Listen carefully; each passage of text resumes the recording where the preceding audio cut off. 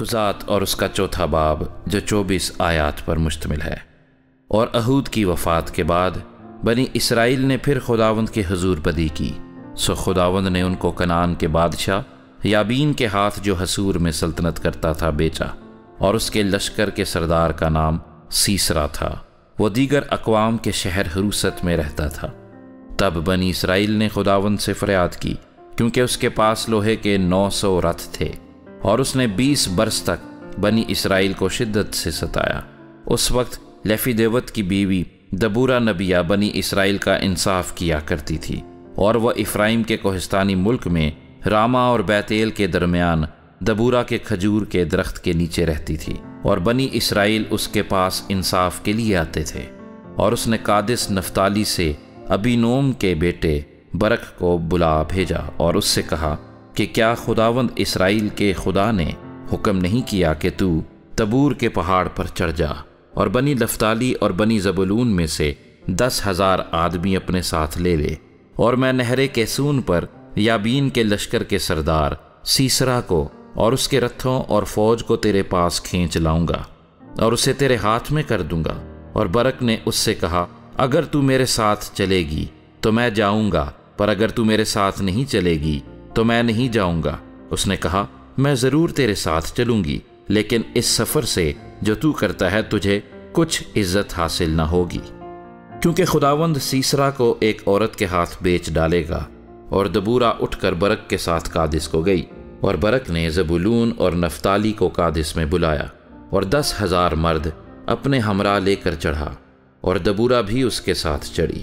اور ہبر کینی نے جو موسیٰ کے سالے حباب کی نسل سے تھا، کینیوں سے الگ ہو کر قادس کے قریب زنانیم میں بلوت کے درخت کے پاس اپنا ڈیرا ڈال لیا تھا۔ تب انہوں نے سیسرا کو خبر پہنچائی کہ برق بن ابینوم کوہ تبور پر چڑھ گیا ہے، اور سیسرا نے اپنے سب رتھوں کو، یعنی لوہے کے 900 رتھوں اور اپنے ساتھ کے سب لوگوں کو دیگر اقوام کے شہر حروست سے کیسون کی ندی پر جمع کیا۔ تب دبورہ نے برق سے کہا کہ اٹھ، کیونکہ یہی وہ دن ہے جس میں خداوند نے سیسرا کو تیرے ہاتھ میں کر دیا ہے۔ کیا خداوند تیرے آگے نہیں گیا ہے؟ تب برق اور وہ 10,000 مرد اس کے پیچھے پیچھے کوہ تبور سے اترے، اور خداوند نے سیسرا کو اور اس کے سب رتھوں اور سب لشکر کو تلوار کی دھار سے برق کے سامنے شکست دی، اور سیسرا رتھ پر سے اتر کر پیدل بھاگا، اور برق رتھوں اور لشکر کو دیگر اقوام کے حروست شہر تک رگیدتا گیا۔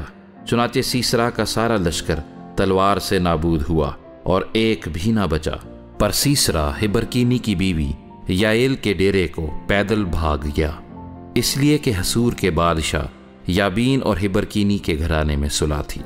تب یائل سیسرا سے ملنے کو نکلی اور اس سے کہنے لگی، اے میرے خداوند، آ میرے پاس آ اور ہراساں نہ ہو۔ سو وہ اس کے پاس ڈیرے میں چلا گیا، اور اس نے اس کو کمل اڑھا دیا۔ تب سیسرا نے اس سے کہا کہ ذرا مجھے تھوڑا سا پانی پینے کو دے، کیونکہ میں پیاسا ہوں۔ سو اس نے دودھ کا مشکیزہ کھول کر اسے پلایا اور پھر اسے اڑھا دیا۔ تب اس نے اس سے کہا کہ تو ڈیرے کے دروازے پر کھڑی رہنا، اور اگر کوئی شخص آ کر تجھ سے پوچھے کہ یہاں کوئی مرد ہے تو تو کہہ دینا کہ نہیں۔ تب ہبر کی بیوی یائل ڈیرے کی ایک میخ اور ایک میخچو کو ہاتھ میں لے دبے پاؤں اس کے پاس گئی، اور میخ اس کی کنپٹیوں پر رکھ کر ایسی ٹھونکی کہ وہ پار ہو کر زمین میں جا دھسی، کیونکہ وہ گہری نیند میں تھا۔ پس وہ بے ہوش ہو کر مر گیا۔ اور جب برق سیسرا کو رگیدتا آیا تو یائل اس سے ملنے کو نکلی اور اس سے کہا، آ جا، اور میں تجھے وہی شخص جسے تو ڈھونڈتا ہے دکھا دوں گی۔ پس اس نے اس کے پاس آ کر دیکھا کہ سیسرا مرا پڑا ہے اور میخ اس کی کنپٹیوں میں ہے۔ سو خدا نے اس دن کنعان کے بادشاہ یابین کو بنی اسرائیل کے سامنے نیچا دکھایا، اور بنی اسرائیل کا ہاتھ کنعان کے بادشاہ یابین پر زیادہ غالب ہی ہوتا گیا، یہاں تک کہ انہوں نے شاہ کنعان یابین کو نیست کر ڈالا۔